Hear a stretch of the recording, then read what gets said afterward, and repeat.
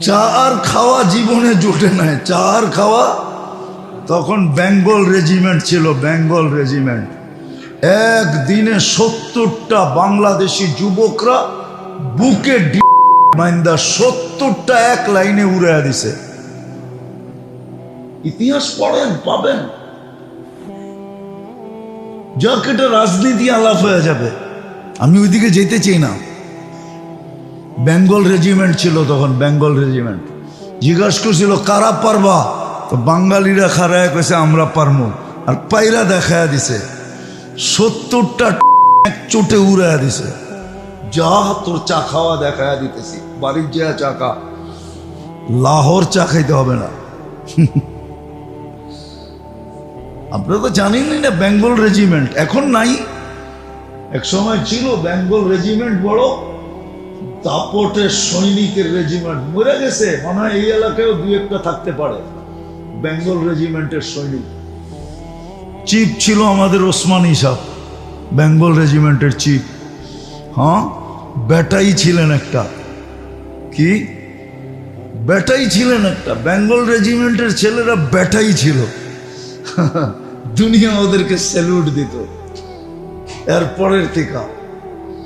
তো যেটা বুঝাইতেছিলাম, আমাদের একমাত্র পরিচয় হলো ইসলাম।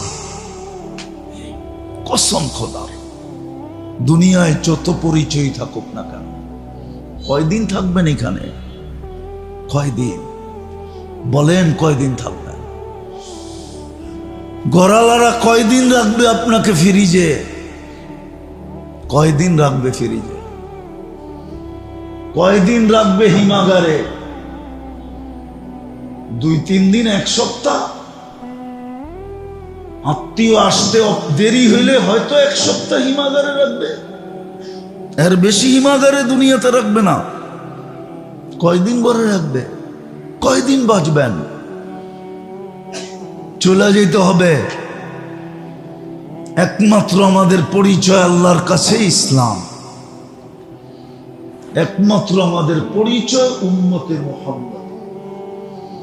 যতদিন আইডি ছিল আর ইউনিফর্ম ছিল, আইডি ছিল আর কি, আইডি ছিল আর ইউনিফর্ম ছিল, যতদিন অতদিন কেউ চোখ উঠায় দেখতে পারে নাই।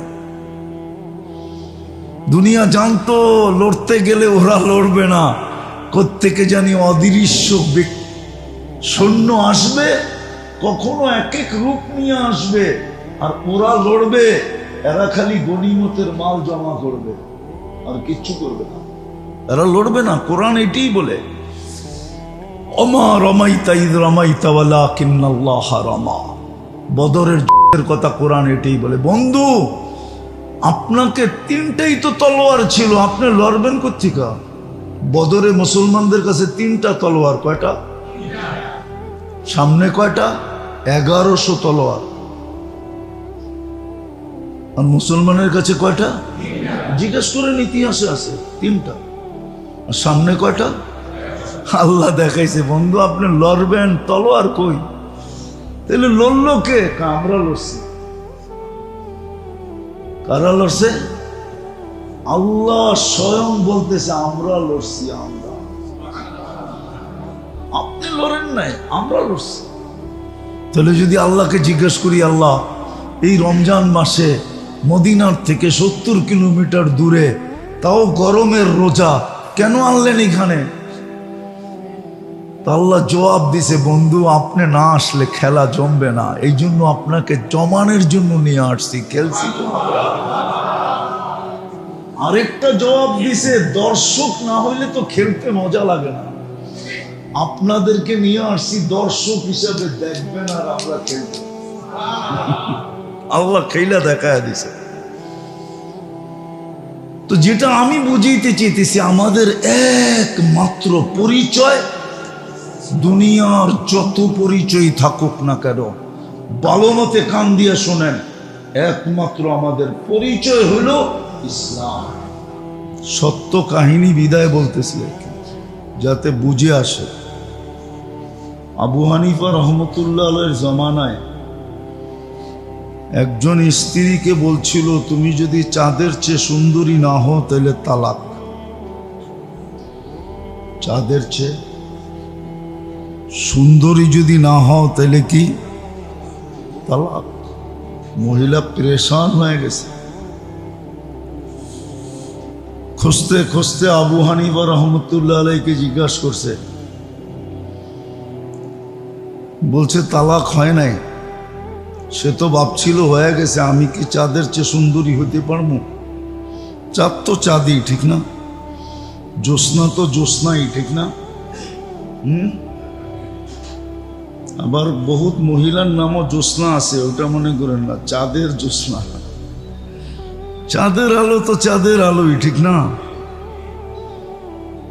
আওয়াজ না, আওয়াজ না, বিলকুল মনোযোগ দিয়ে শুনতে হবে, হট্টগোল না, তাইলে কিন্তু আগেই বলছি কথা দিলে গাঁদবে।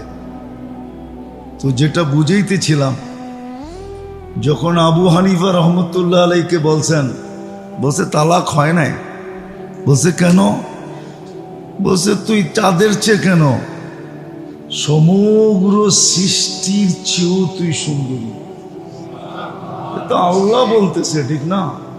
ওয়ালাকাদ কাররামনা বানি আদম। তো মানুষ যে হতে পারলাম, এটা আল্লাহর একান্ত দয়া, একান্ত রহমত, একক ভালোবাসা, আল্লাহর ভালোবাসা। কিন্তু মানুষ দুনিয়াতে ভালোবাসা পাওয়ার জন্য কি না করে, ঠিক না? না পাইলে বিষ পর্যন্ত খায়, ঠিক না? কি নাই মনে হয় বন্দরে এরকম কোনো স্মৃতি মৃতি নাই, ঠিক না? আছে তো মানুষ মানুষের ভালোবাসা পাওয়ার জন্য জান পর্যন্ত দিতে চায়, ঠিক না? সারাদিন পিছে পিছে ঘুরতে থাকে। আমরা তো দেখি ভালোবাসা পাওয়ার জন্য বাইঙ্গেই বইলা ফেলি, নৈকট্য পাওয়ার জন্য, নমিনেশন পাওয়ার জন্য সারাদিন এত জপে। যদি এতবার আল্লাহ জপত তো সারাটা জগতেই উঠায় আল্লাহ ওকে দিয়া দিত। আল্লাহর তো ওয়াদাও আছে, আল্লাহর তো ওয়াদাও আছে, মাল্লাহুল মাওলা ফালাহুল কুল। আল্লাহ যার, সব কিছু তার। আল্লাহর অঙ্গীকার, আল্লাহ যার, সবকিছু তার। যদি সবকিছু তারই না হইতো তাহলে শাহজালাল রহমতুল্লাহ আলাই জায়নামাজ বিছায়া সুরমা পার হইল কি করে? নদীর তো ধর্ম হইল যেটা রাখবেন ওটাকে ভিজাবে, নৌকা ছাড়া পা দিলে ডুববে। এটাই তো নদীর ধর্ম, ঠিক না? কি উনি কি ডুবছিলেন? জায়নামাজ বিচ্ছিল, তাও তো ভিজে নাই। তাহলে তো আল্লাহর কথাই সত্য, মাল্লাহুল মাওলা ফালাহুল কুল। আল্লাহ যার, সব কিছু তার। আকাশও তার, জমিনও তার, পাহাড়ও তার, পর্বতও তার, সমুদ্রও তার, মহাসমুদ্রও তার। আর এটার প্রমাণ আছে। প্রমাণ যদি না থাকতো তাহলে আপনাকে আমি বলি, প্রমাণ যদি না থাকতো তাহলে 27 কিলোমিটার সমুদ্রের উপরে ঘোড়া দৌড়াইল কি করে? এখনো তো চিহ্ন রাখা আছে। বাহরাইন যেদিন স্বাধীন করেন সাহাবায়ে কেরাম, ওদিন 27 কিলোমিটার তো সমুদ্রের উপর দিয়ে ঘোড়া দৌড়ে গেলেন। প্রমাণের চিহ্ন তো এখনো রাখা আছে, হাজারো প্রমাণ রাখা আছে। নইলে 3000 কিলোমিটার দূর যেই যুগের মানুষকে বর্তমান প্রযুক্তির কথা বললে কি বলতো? সিধা পাবনা নিয়ে যাও, ঠিক না? ওই যুগে 3000 কিলোমিটার দূরে মেম্বরে দাঁড়ায় কি করে পাহাড় দেখায় দিল, সারিয়াতাল জাবাল। সারিয়া পাহাড় সামলা। এখনো তো ওই পাহাড়ের গায়ে সাইনবোর্ড টানানো আছে, যেটা ওই পাহাড় যেটা মদিনার থেকে উমর রাদিয়াল্লাহু তাআলা আনহু এই জুমার দিনে মেম্বরে দাঁড়ায়া সেনাপতিকে দেখায়া দিছিলেন, সামলা পাহাড়। তো বুঝা গেল ওই আল্লাহ মানুষের নৈকট্য পাওয়ার জন্য সারা দিন রাত জপতে থাকে, ঠিক না? কি পিছে পিছে ঘুরতে থাকে, কি বলেন? এমন কি হুমকি ধুমকিও দিতে থাকেন যে জান দিয়া দিমু। কিন্তু যুবক করে জিজ্ঞেস করেন ওরা কি মেসেজই না লেখে, যত ধরনের মেসেজ আছে সব লেখে, ঠিক না? কি যেন একবার লেখা দেয় I.U, ঠিক না? ভালোবাসা পাওয়ার জন্য। ওই ভালোবাসা দ্বারা আল্লাহ আমাদেরকে মানুষ বানাইছে। কে ভালোবাসছে? কে? আল্লাহ। আল্লাহ ভালোবাসছে। দলের চেয়ারপারসন ভালোবাসলে ওর খুশির অন্ত থাকে না, ঠিক না? আর আমাদের ভিতরে তো কোনো খুশি নেই যে আল্লাহ আমাকে ভালোবাসছে। আছে? আজ পর্যন্ত কাউকে ফুল দিছেন এই কথার উপরে? না একটা মিষ্টি খাওয়াইছেন কাউকে? যদি জিজ্ঞাস করে মিষ্টিটা কেন খাওয়াইলা, আল্লাহ যে আমাকে ভালোবাসা মানুষ বানাইছে, এই খুশিতে তোকে একটা মিষ্টি খাওয়াইলাম। এই মজমায় তো কেউ নাই যে একটা মিষ্টি খাওয়াইছেন বা 1 কেজি মিষ্টি কিনছেন। যদি মিষ্টি কিনেন কেন, বলে এই খুশিতে কিনি আল্লাহ যে আমাকে ভালোবাসা মানুষ বানাইছেন। আমার কথা অযৌক্তিক হইলে বলেন, যুক্তি আছে না নাই? আল্লাহ আমাদের উপরে দয়া করছেন, ভালোবাসছেন, মানুষ বানাইছেন। আবারও দয়া করছেন, শুধু মানুষ বানায় ছেড়া দেন নাই, আবারও দয়া করছেন, আবারও স্নেহ, আবারও মায়া, আবারও মমতা, আবারও ভালোবাসা, আবারও প্রেম, আবারও প্রীতি। আল্লাহ আমাদেরকে মুসলমানের ঘরে অস্তিত্ব দিয়েছে। এটা তো প্রথমটার চেয়ে আরো বেশি ভালোবাসা। মানুষ তো সব জায়গায় আছে, ঠিক না? কি মানেও আবার নাও মানে, এরকমও তো আছে। এরকম তো মানুষ আছে আল্লাহকেই স্বীকার করে না। হ্যাঁ, অথচ যিনি জন্ম দিলেন, অস্তিত্ব দিলেন, ওনাকে স্বীকার করে না। তো আমাদেরকে তো আরো 1 হাত বাইরা ভালোবাসছেন। 1 হাত বললে ভুল হবে, না জানি কতটুক আগায়া আমাদেরকে ভালোবাসছেন যে মুসলমানের ঘরে জন্ম দিয়েছেন। হ্যাঁ, উচিত ছিল সারাদিন মিষ্টি বিতরণ করা, উচিত ছিল সারাদিন মানুষকে ফুল দেওয়া। যদি কয় কেন এত মিষ্টি ডেলি খাওয়াও, কয় মুসলমানের ঘরে আল্লাহ ভালোবাসা অস্তিত্ব দিয়েছেন। প্রথম ভালোবাসাই তো অবর্ণনীয় ছিল, মানুষ হিসাবে অস্তিত্ব সৃষ্টির সেরা। তার উপরে সোহাগা ডাইলা দিছেন, মুসলমানের ঘরে অস্তিত্ব। এর চেয়েও বেশি ভালোবাসা আরো উপরে নিয়ে গেছেন, যার পরে আর নাই পাত্রে কিচ্ছু নাই।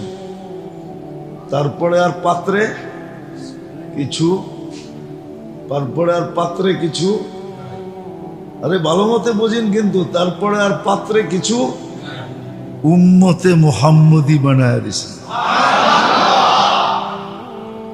পাত্রটাই পুরা উঠায় দিয়া দিছেন। কেন আমাদের পরে কোনো উম্মত নাই, আমাদের নবীজির পরে নবী নাই, আছে নাকি? বিশ্বাস করেন তো? আমাদের নবীর পরে কোনো, আমাদের পরে কোনো উম্মত নাই, ঠিক না? তাহলে আর পাত্র রেখা করবেন তো করবেন কি? ভালোবাসার পাত্র কার জন্য রাখবেন? মা যখন দেখে আর কেউ নাই তো পাতিলটা নিয়েই তো বসে, ঠিক না? কি বাবরচি যখন দেখে যে সবার খাওয়া শেষ, তো শেষমেশ কি নিয়ে বসে? পাতিলটা নিয়েই তো বসে। আমাদের পরে তো কেউ নাই, কোনো সৃষ্টিই নাই, আমরাই শেষ। তো ভালোবাসারটা কার জন্য রাখবেন? কার জন্য? দুর্মিয়া কার জন্য আর রাখবেন? পুরাটাই আমাদেরকে দিয়া দিছেন। বোঝা গেল যার পরে আর ভালোবাসার কিছু, পুরাটাই দেয়া দিছেন। আসলে তো আমরা জানি না, শিখি না, পড়ি না, অ্যানালাইসিস করি না। করলে আমার কথায় হায় হায় হায়, যেটা বুঝাইতেছিলাম তাহলে বুঝে আসতো, তাহলে আমার সমাজের চিত্র এরকম হতো না। যুবকের অবস্থা এরকম না, নারীর অবস্থা এরকম না, পুরুষের অবস্থা এরকম না, সবার অবস্থা চেঞ্জ হতো। দেখেন না, সামান্য ওয়ার্ডের নেতা বাপ কি রকম, রাগ হয় না, বুঝানোর জন্য বলতেছি। সামান্য ওয়ার্ডের নেতা, ঠিক না, বাপ কি রকম। তো আপনাকে তো সমগ্র ভালোবাসা পুরো ঢাইলা দিয়া দিল, তাহলে আপনার ভাব কিরকম হওয়া উচিত ছিল? কি ছিল না? ছিল না? হ্যাঁ, উচিত ছিল না? ছিল না? কিন্তু আপনার আমার ভিতরে তো কোনো ভাবই নেই। আমি অহংকার বলতেছি না, অহংকার অন্য জিনিস, ভাব অন্য জিনিস, ঠিক না? ভাব গ্রাফিটি অন্য জিনিস, ঠিক না? অহংকার অন্য জিনিস। আমি যে উম্মতে মুহাম্মদী, এটার একটা ভাব থাকা উচিত ছিল আমার ভিতরে। আমি যে মুসলমান, আমার ভিতরে একটা ভাব থাকা উচিত ছিল। যেমন আমি মানুষ হিসাবে সব প্রাণীকে প্রাণী বলি, ঠিক না? আবার মাঝে মাঝে জিদ উঠলে জানোয়ারও বলি, ঠিক না? কিন্তু নিজেকে কি বলি? বরং মানুষ মানুষকে জানোয়ার বললে আরো খেপা দেয়, ঠিক না? জানোয়ার অর্থ বোঝেন? জানওয়ার মানে জীবনওয়ালা। আপনার তো জীবনওয়ালাই, ঠিক না? আপনার জীবন আছে না? না নাই? কিন্তু তারপরও তো আপনি বললে চেতা যান, ঠিক না? কেন চেতেন? আপনি জানেন আমি সৃষ্টির সেরা, আমাকে কেন তুই জানোয়ার বলিস, ঠিক না? এই জন্যই তো খেপা যাই, ঠিক না? না, মানুষ হিসাবে আমার একটা গৌরব আছে, ঠিক না? বলেন মুসলমান হিসাবে আপনার কাছে কোন গৌরবটা আছে? উম্মতে মুহাম্মদী হিসাবে কোন গৌরবটা আমাদের কাছে আছে? আমি একটু পিছের থেকে নিয়ে যাইতেছি একটা জিনিস বোঝানোর জন্য। মুসলমান হিসাবে আমার কাছে কি গৌরব আছে? কোনো গৌরবই তো আমাদের কাছে নাই। কিন্তু উচিত ছিল আমি যে মুসলিম, এই গৌরবটা আমার কাছে থাকা উচিত ছিল। আমি মুসলিম, আমি মুসলিম। বলবেন এটা কি বৈধ? হ্যাঁ বৈধ, কোনো বৈধ না। যদি বৈধ না হইতো তাহলে খালিদ ইবনে ওয়ালিদ রাদিয়াল্লাহু তাআলা আনহুর এতগুলা চিঠি ইতিহাসের পাতায় কেন পাওয়া যেত? উনি এক এক কাফের বাদশার কাছে যে চিঠি লেখছেন, চিঠি পইরেই ও কাইপা গেছে, চিঠি পইরেই অর্ধেক কাইত, কি অর্ধেক কি কাইত হয়ে গেছে। আর বাকিটা তো যাওয়ার পরে করছেন, বাকিটা যাওয়ার পরে করছেন। প্রথম চিঠি দিয়ে কাজ করে ফেলছে, চিঠি দিয়ে কি করছে? কাজ করে ফেলছে, চিঠি দিয়ে কাজ করে ফেলছে।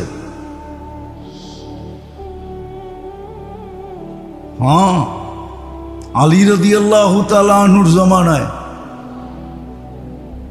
যদিও একটু দূরত্ব ছিল, মাবিয়া রাদিয়াল্লাহু তাআলা আনহু এক এলাকার গভর্নর ছিলেন। আপোষে ওনাদের সামান্য একটু মতানৈক্য ছিল, সামান্য, ওটাকে মতানৈক্য বলাও চলে না।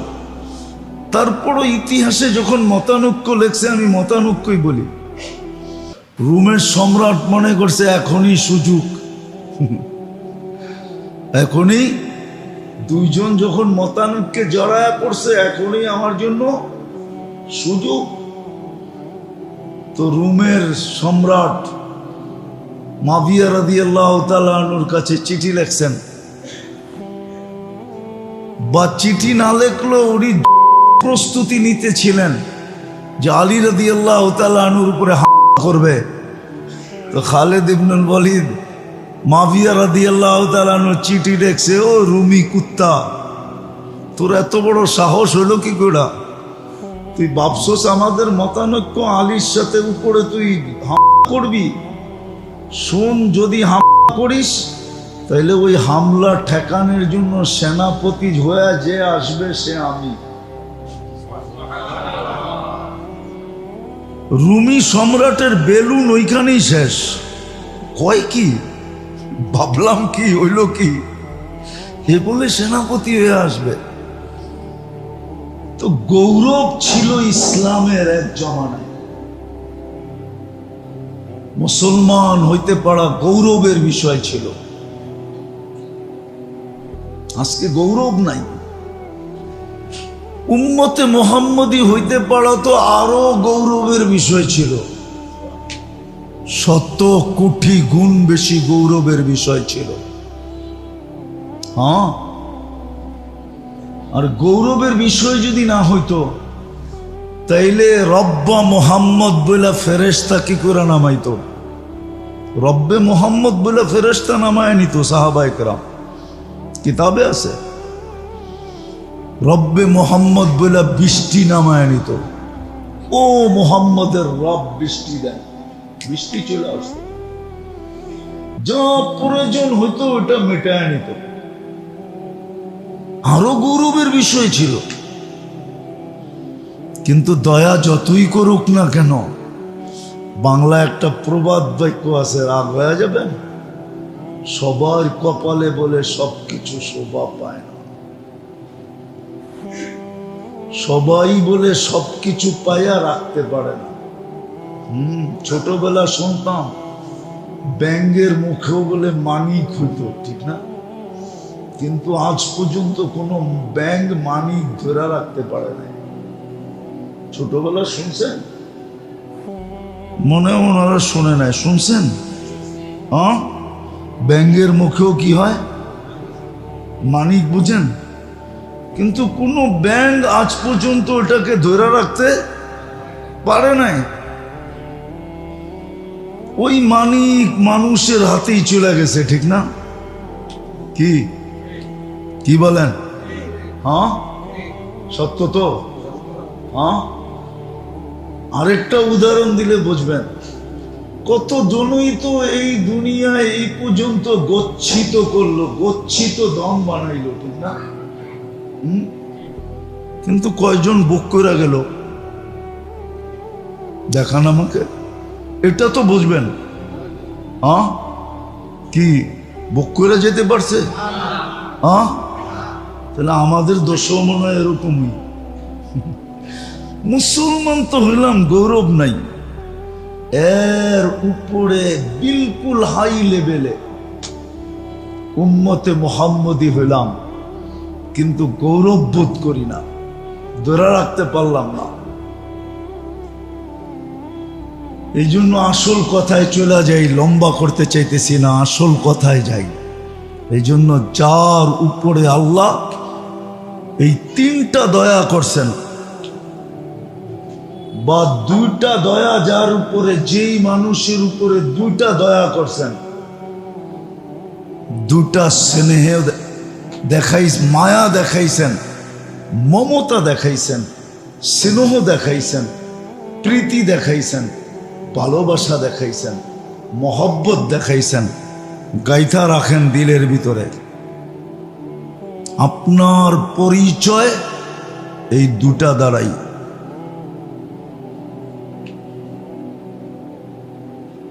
আপনার পরিচয় এই দুটা দ্বারাই আপনার পরিচয়, এই দুটা দ্বারাই আপনার পরিচয়। ইসলাম দ্বারাই আপনার পরিচয়, আমার পরিচয়। আমি দুনিয়া বুঝাইতে চাইতেছি না, দুনিয়া বুঝানোর সুযোগও নাই আমাদের কাছে। আর দুনিয়া এরকম জিনিস, ওটা বুঝতে হয় না, মানুষ এমনি এমনি বুঝা ফেলে। আপনার আমার পরিচয় আল্লাহর কাছে এই দুটা দ্বারাই, ইসলাম দ্বারা আর উম্মতে মুহাম্মদী দ্বারা, এই দুটার দ্বারাই পরিচয়।